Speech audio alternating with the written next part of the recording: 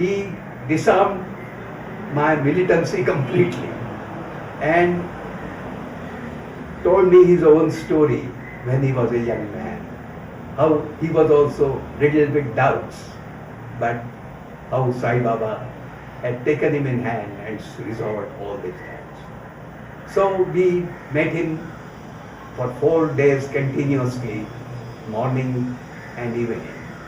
And at the end of it, I was convinced that Sai Baba was a perfect guru to whom I could hand over my life totally, absolutely and completely, and whose guidance I could follow. And then commenced my search for the birthplace of Sai and all other odyssey, spiritual odyssey. Mr. V.B. Kher and his wife Indira were the instruments endowed with the right thoughts and convictions to carry on a research of over quarter century till the goal was reached. When Baba commands, there is no relenting. He was there at every step to guide and lead them further till the entrusted work was completed. There are no written documents about the family history of Sai Baba available. Most of the stories about Sai Baba have been authenticated only by oral evidence. The most important source of all information is Swami Sai Sharanananda, an ardent, staunch and closest disciple of Sai Baba. I was very fortunate to meet Swami Sai Sharan Ananda in person in November 1974. He was emphatic in his statement that when anyone disputed his Brahmin origin, Sai Baba would get annoyed. Sai Baba appeared to dress like a Sufi mendicant, but it must be remembered that he never forgot his Hindu origin. Sai Baba, in one of his conversations, once told him that he had left his home and hearth and his parents at the age of 8 in the company of a Sufi fakir in search of God. Sai Sharan Ananda was Vaman Pran Govind Patel in his pre-sannyas days. In December 1911, he proceeded to Shirdi to meet Sai Baba in a spirit of spiritual inquiry. When he was about 4 or 5 years old, he was seriously ill and there were no hopes of his survival. But a fakir appeared before his mother and, turning to her son, blessed the child and said he would survive, and he did. When Vaman was studying at Kheda in Gujarat, he would pass a fakir on his way to school, and he would also see him outside the Somnath Mahadev temple. So, when he went to Shirdi, he was stunned to see the same fakir whom he had seen and met in his school days at Kheda. It was Sai Baba. Vaman was seriously debating in his mind whether he should have brought his ailing orthodox father to Shirdi for a cure. Reading his thoughts, Baba suddenly interrupted him and said, "Am I not a Brahmin too?" This was the first indication of Baba's origin. The Khers visited Pathri in June 1975 to collect information firsthand. After painstakingly visiting every house in that little village, they felt confident that they were getting closer to the truth. There were indications that Baba was born in a Deshastha Yajurveda Brahmin family. Even the Muslims there concurred that Baba was born in a Brahmin family. This is all old Pathri. Yes, old Pathri. Sai Baba was heard making inquiries with the visitors from Pathri about the leading families there. This was a sure indication that he had special knowledge of Pathri and he belonged to it. For further information about Baba's family, let us now proceed to one of the leading and most prominent families of Pathri, namely Dinkarrao Chaudhary. Let me now introduce to you Mr. Dinkarrao Chaudhary, a scion of the old Chaudhary family, who will give you the information first hand.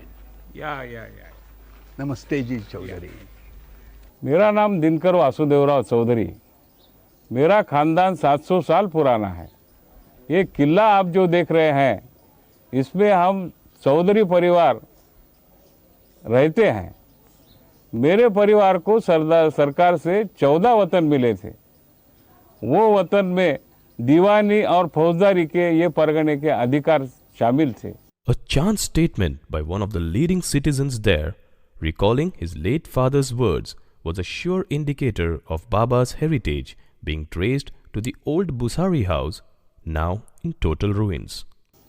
ये पाथरी का भूसारी घराना हमारे परिवार से 150 साल से संलग्न है और भूसार बोले तो अनाज का व्यवहार करने वाला वो एक गांव में का परिवार रहा है। बहुत साल पुराने की बात है, जब मैं छोटा था, मैं और मेरे पिताजी यही बैठक में बैठे थे और वहाँ से एक ब्राह्मण माधुकरी मांगने को गया तो मेरे पिताजी कहने लगे कि देखो ये साईं बाबा के वंशज, इनकी क्या हालत हो गई है। उनका नाम भाऊ भूसारी था। This gave me a clue that Sai Baba belonged to the Busari family, and this was the starting point of my research. Bhau Busari's ancestry was found out. After much careful research, I could locate the living link of Busari family in Professor Raghunath Maharudra Busari, who owned the dilapidated house of Busaris in Pathri. It was in utter ruins when I visited Pathri. Professor Busari had left Pathri as a child of 8 in search of education and better job opportunities.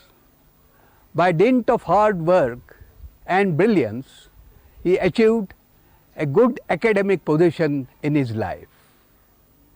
He drew for me the linealogy of Busari family, which showed that Parshuram Busari was the first known ancestor of Busari family. Professor Busari's grandmother had told him that Haribhav, the third son of Parshuram Busari, had left his hearth and home at the age of 8 in the company of a Sufi fakir in search of God. Mr. Kher was a seeker of knowledge in all humility. The old ruined Busari house beckoned them, and the Khers stood there in total silence, thrilled to see that piece of earth which could be the birthplace of Sai Baba. Researching further, they reached the ancient Panchabhavdi Hanuman temple, which was pointed out as having been the family deity of the Busaris. Baba's reverence for Hanuman was a known fact. So this was also an interesting indicator. Mr. Kher formed a small group with Dinkar Rao Chaudhary, Mr. Dhanu and Mr. Dali. They set up a small committee called the Sai Smarak Samiti.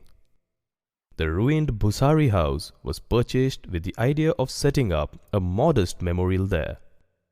They registered the Sai Smarak Samiti in due course. But can they really do it? What next? Where to find the funds?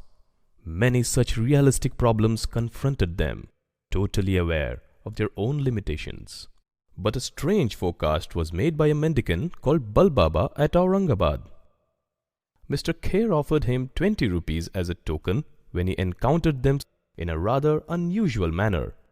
Bal Baba prophesied, "Land has been purchased and now a 20 lakh rupees temple will soon be built on it." The Khers were amazed and taken aback, because so far all their research was a personal endeavor. How did he know about it? Anyway, Bal Baba's words boosted their sagging spirit in no small way. By a strange coincidence again, a first donation of 1,10,000 rupees came from an ardent Saibaba devotee from Chennai, Mr. K.V. Ramani, who intuitively knew its genuineness. This took them totally by surprise. "Just start the work, more funds will follow," was his assurance. It was once again Baba's instruments, networking at his divine command, so to say. Mr. Dhanu says, 1,10,000 रुपये पहिले आम्हाला जे आले थे, it started from that. It happened like that. Work on the construction of the temple on the same site of the Bhusari ruined house started enthusiastically. A glimpse of those times and the auspicious Mahamuhurat are seen in these photographs. Man and machinery set forth to work. But there was trepidation also, as the work started going beyond their plans, as though some unknown forces were at play.